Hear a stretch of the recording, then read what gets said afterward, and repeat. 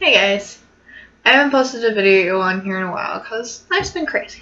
So, in this video, I'm going to try today to put up about 2 or 3 videos. So this is the first one I'm filming, and it is currently 11:15 in the morning. Oh look, I got a message.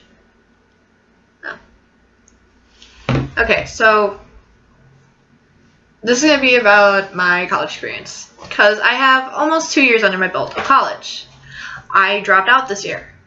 Well, I left college, but I didn't fully drop out. I pretty much finished out the rest of the semester, and pretty much I'm not going to be going back. So, all my life I've never really fit in anywhere.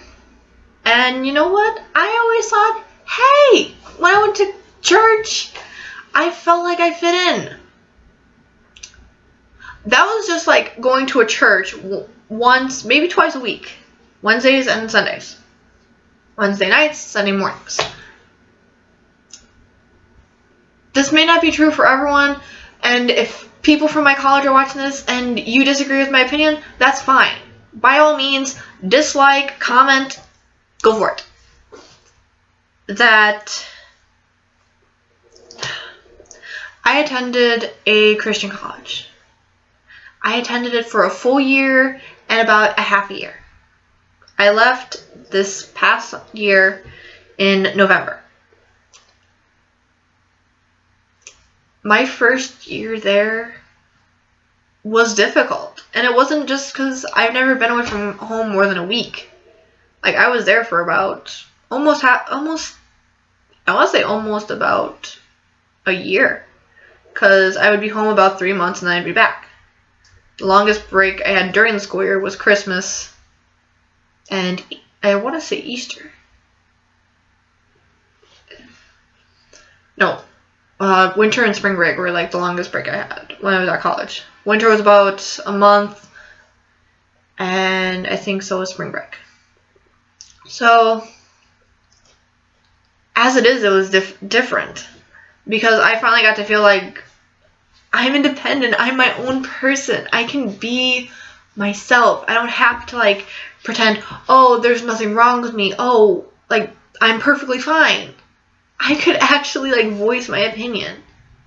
The only thing was, the only time people had to listen to that was during our growth groups. And even during that, I could tell a lot of people like were just acting like they cared. Like I started writing it my freshman year of college. I started writing a story called The Secret Life of the Anorexic Christian because that's me. I'm not currently anorexic, but it was my point of that I struggle with the eating disorder. I still do. I have fat on me now, but that's simply because I was able to feel comfortable. That I could just tell from the way people responded when I told people about that. They're like, what's one thing you're really excited about doing? I said, writing a story about my life. It's put from the standpoint of a different person, but it's all of my life. The names are different. That's the only difference because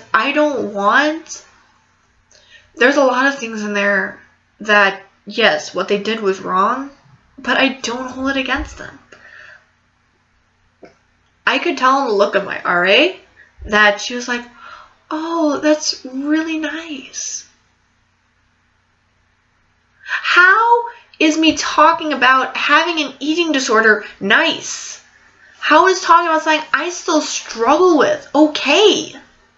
And like other girls are like, oh, I hope you're okay. When I said this, it was about a month before school got out. So all this time, people saw me struggling every day. There was many days I would go down to the cafeteria because we had a main cafeteria across campus, and there in my building there was a sub shop and a Mexican restaurant. There was many times girls from my hall would see me sitting alone, wave to me, and then keep walking, or they'd sit down and just stare at me. It's like, If you're gonna stare at me, either take a picture or come sit with me. Come keep me company, for crying out loud. I don't want to sit alone. I've sat alone all of high school. I didn't want to sit alone all of college. There was one day that like a whole group from my hall sat down right next to me and said nothing. They just occasionally stared at me as if, oh, where are her friends? Why is she sitting alone? Oh, but I guess she probably has friends. She'll probably get friends soon. We don't need to worry about her. That day, I have never ran so fast in my life. I had like a foot-long sandwich and like 2 bags of chips and a soda. I picked everything up. I ran out of there. I freaking threw it in the garbage. I ran outside and I couldn't breathe. Because it felt like, why am I here? I'm not wanted here. The only plus side of that day was there was a guy that worked at the sub shop that like he had seen me so much there. He didn't know my name, but he knew me by my sandwich. That he literally like messaged me on Facebook that day. Me and him got to talking. He was like, "Hey, do you want to go to Rocket Fizz with me?" I'm like, I'd love to. Because you know what? It was someone inviting me to do something besides me sitting in my room hating life. There was like countless times I had a straightener with me that I would try to burn myself because I just wanted the pain to go away. Because it just outright hurt to be in a place where people are supposed to show love, but all you just feel is hatred. Not to anyone, but from everyone. Like, from that college, I was about 2 hours away. I was 2 hours away, and there was an hour time difference, so it was about 3 hours. I dreaded either way. Like, I dreaded going home, and I dreaded coming to college, because I didn't feel welcome. My one friend, like, me, him, and like a guy that I momentarily dated, that me and him are still really good friends. We all walked to Rocket Fizz. And like, I didn't have any money on me. I'm just like, I'll just look. This place, you can buy like unique sodas. I didn't want to try any of them, but I wanted a Mountain Dew. So like the guy that my friend brought with us, because they had just gotten out of class, that he was like, hey, you should get something. I'm like, I don't have any money. He's like, I'll pay for it. I'm like, really? He was like, yeah. So like, I got that, and like he saw me eyeing a Hershey's cookies and cream bar, and I'm just like, I want it so badly. It would feel nice. That next thing you know, like that's up there. It sells the soda. He had like a punch card, and like he had gotten enough that like my soda was free, so he only paid like a couple of cents for like my candy bar, and like I almost started crying because no one, not a guy, not a girl, no one has been that kind to me outside of my dad. My dad's been like extremely kind in that sense. So it's like, it was really nice. But then I got back to my dorm and everything sat back in the fact of my hall didn't like me.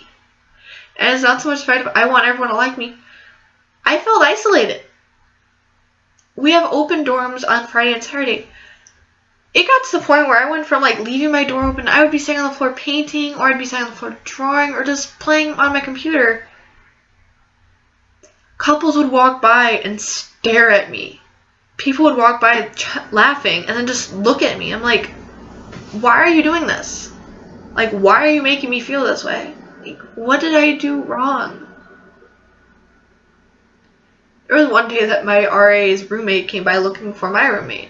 I was like, she's not here. And like, I tried to have a conversation with her. She looked like she couldn't get out the door fast enough. Like, after she walked away, I got up. I kicked the doorstop out from under the door. I sat against the back of the door and I bawled. Because it's like, that's when it sat in, like, no one on this hall likes me. The only person that started to was near the end of the year. A new girl came, and me and her got to talking. Me and her still talk. And she's extremely sweet.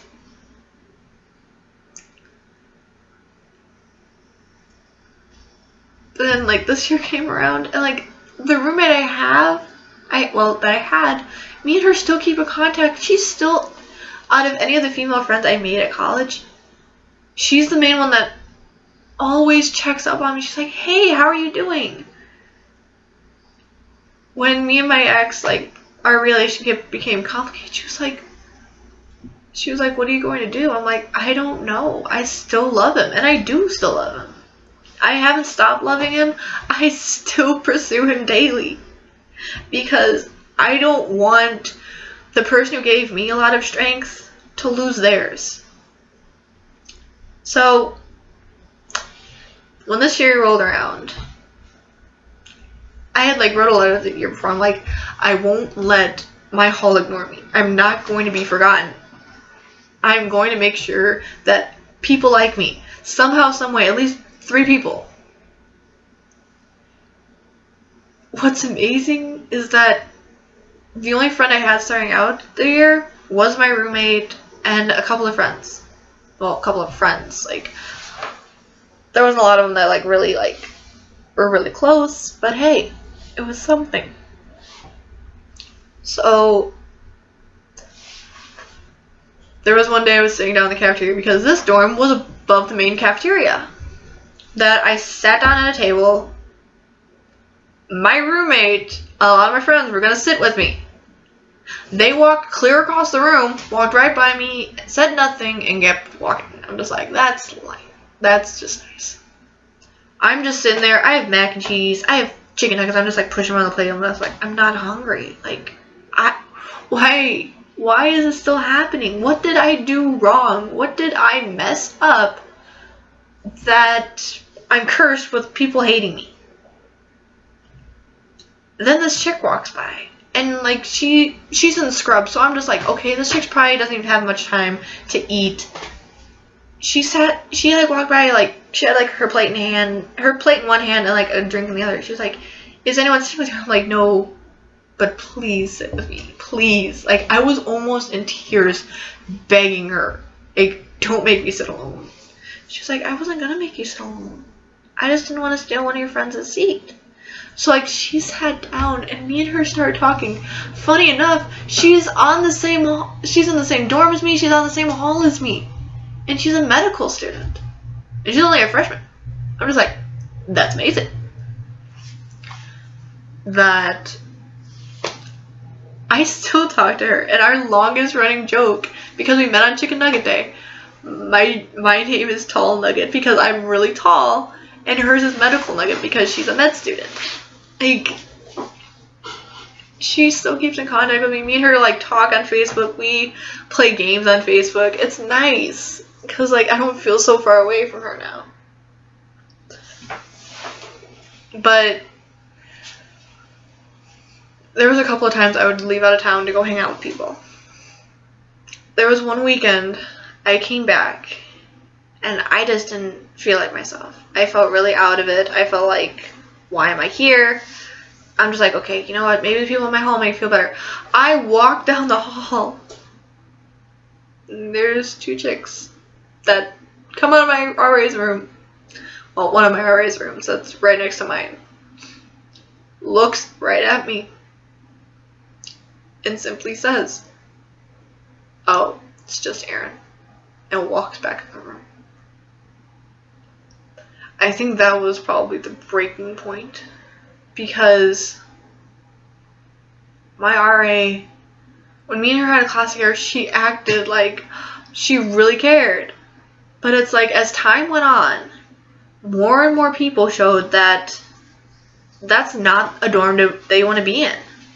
Like, I almost wanted to be back in my old dorm because I'm like, you know what, I'd rather be ignored and know it's only me that's being ignored than to me be ignored, to my roommate being ignored, to a girl down the hall. So many people. I think a total of 4 people left this year. I was the 3rd person to leave. That's like, and like my RD, the lady that was in charge of the entire dorm, when I left, she literally asked me, she was like, what's wrong? I'm like, I'm tired of being ignored and being isolated on my own hall. And what's sad is I'm not the only one that's being ignored. She was like, I had no idea. I'm just like, I looked at her like, because she's really in her office. I'm like, how are people supposed to know when you're not in your office very often? I had to, when I came back, because I had left the night before, and I had to come back the next day because I left at like 6 o'clock at night, so she wasn't even there. I left. When I came back, I was sitting there for a good like half an hour to an hour, just waiting for her to show up. And when she finally showed up, she's like, I had no idea you were sitting here. I am so sorry. I almost wanted to tell her, like, I'm used to it. I hate the fact that I'm used to being ignored. That's why, like, there's so many times that, like, if someone starts to ignore me, that I, like, yank them. For lack of a way of putting it, I'm not trying... If any of you guys are deaf, or partially deaf, or know people who are deaf, I'm not bashing the deaf community in any way. I promise you, I'm not. That I almost want to do like that. Of, like, look at me when I'm saying something.